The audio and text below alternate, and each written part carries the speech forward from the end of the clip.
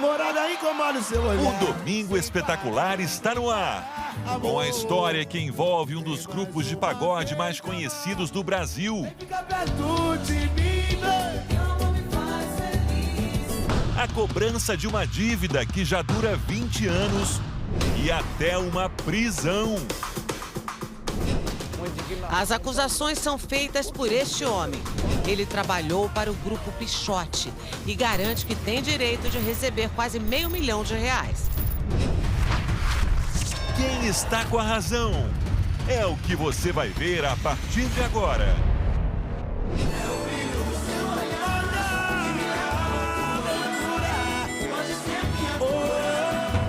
Cartazes com o rosto de um dos mais famosos vocalistas de pagode do Brasil, Douglas Fernando Monteiro, o Dodô do Grupo Pichote.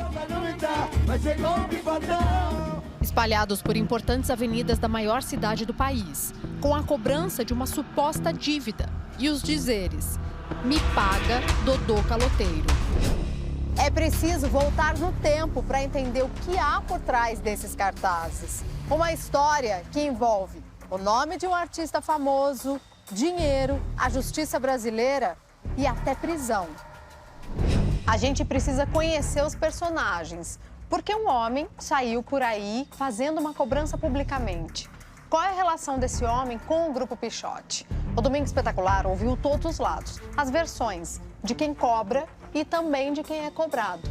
Como esse caso foi parar nos tribunais.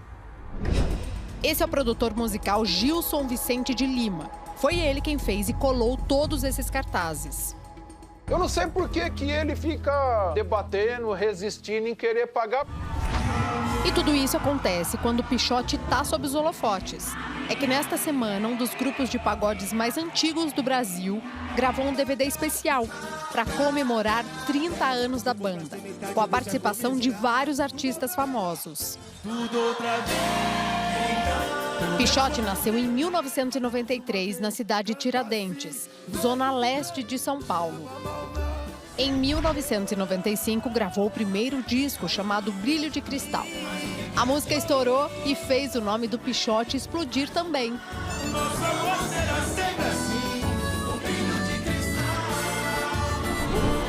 Abrindo caminho para outros hits de sucesso ao longo de 30 anos de carreira. Escolhi você pra ser minha, e sou tão fiel à nossa relação.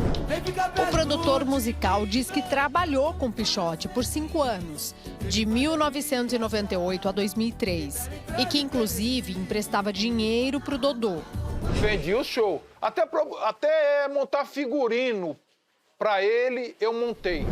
Essa dívida que Gilson cobra nos cartazes, segundo ele, inclui o valor de shows que ele vendeu para o Grupo Pichote, mas não recebeu o cachê. Gilson diz que o então empresário entrou num acordo: dar 2 bilheterias para pagar o que devia ao produtor musical. Cada data custava 5, era 10. Ele falou que só ia pagar 5 porque ele não queria mais os meus serviços. E eu também falei que não interessava mais e aceitei a proposta. Outubro de 2003. Gilson diz que foi até o escritório do então empresário do Grupo Pichote para receber o dinheiro. Lá eles teriam combinado de ir ao banco para retirar o dinheiro.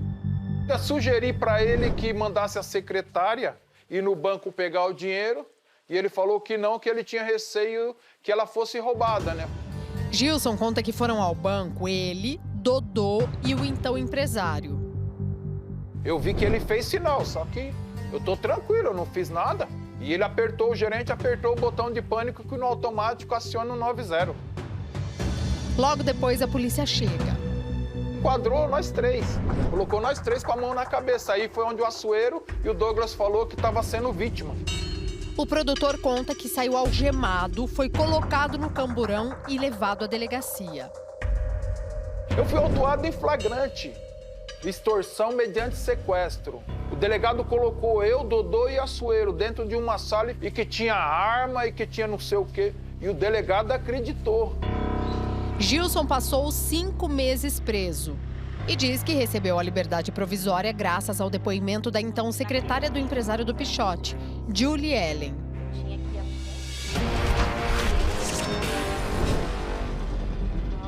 20 anos depois do caso, Julie mora fora de São Paulo e ainda trabalha com eventos. Nessa entrevista exclusiva ao Domingo Espetacular, Julie contou o que viu no dia em que Gilson acabou preso. Eu estava sozinha, no final da tarde, por volta de umas 3, se eu não me engano. Quando o Açoeiro entrou no escritório, logo em seguida o Gilson entrou também. E eles começaram a discutir. O Açoeiro pediu para eu pegar esse contrato.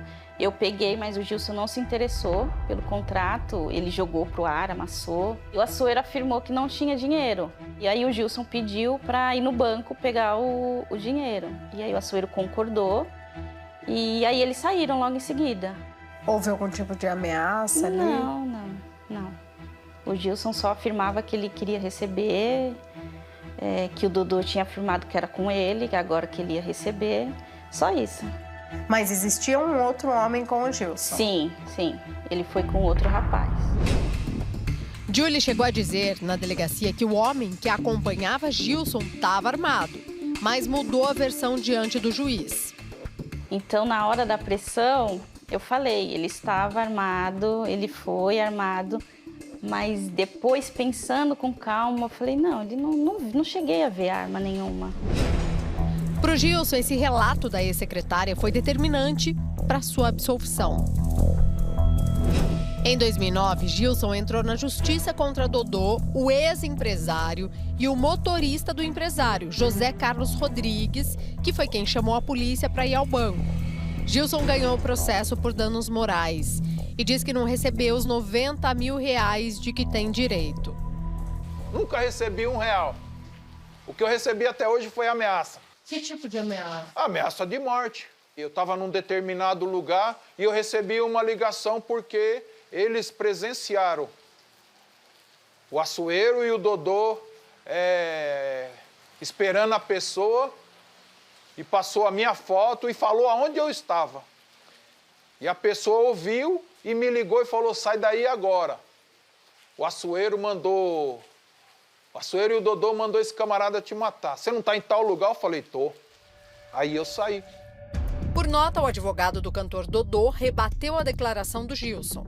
Diz que Dodô repudia as calúnias e difamações sofridas ao longo da última semana pelo senhor Gilson Vicente de Lima e que jamais praticou, auxiliou ou sequer foi cúmplice de qualquer fato ilícito.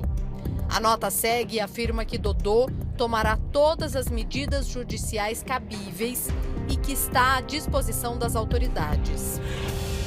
A defesa de José Carlos Rodrigues enviou uma nota confirmando que ele chamou a polícia por estranhar a movimentação no escritório do Grupo Pichote e que entrou como testemunha do caso. O processo por danos morais correu à revelia, porque havia informações incorretas, segundo a defesa de José Carlos. O valor que Gilson diz ter emprestado a Dodô e o dinheiro da ação por danos morais, segundo o produtor musical, motivaram os cartazes com o rosto de Dodô pela cidade de São Paulo. O valor hoje beira R$500 mil. O advogado de defesa do vocalista Dodô, Eduardo Moraes, deu a versão do artista e explicou por que o dinheiro não foi pago. Porque esse processo ainda está em andamento, né? A execução está em andamento. Então, o Douglas ainda está discutindo esse processo. O advogado diz que Dodô não estava nem no escritório e nem no banco. Ele não presenciou nem a tratativa entre um dos réus que eu digo do processo de indenização, e nem acompanhou a ida até o banco, que é onde a Polícia Militar deu voz de prisão para o Gilson ainda dentro da agência. O advogado reconhece que, na época, Dodô tinha um empréstimo a ser pago. Quando ele é ouvido perante o juiz de direito e um promotor de justiça, ele afirma que tinha uma dívida com o Gilson referente a um empréstimo e que ele teria negociado 2 datas. Porém, o empresário deveria agendar essas datas. O advogado diz que Dodô pretende cumprir o que for determinado pela justiça. Logicamente que se esgotarem os recursos, o Douglas vai quitar, sim. Não tem interesse nenhum em ficar devendo. A maneira tão radical usada pelo produtor musical, que chamou tanto a atenção, também pode se virar contra o próprio Gilson. Ele pode ser processado pelo crime de difamação. Vocês pretendem processar o Gilson por isso? Essa vontade tem que partir do próprio Douglas. No momento, ele não manifestou essa vontade. Ele vai se defender na maneira que determina o Código de Processo Civil.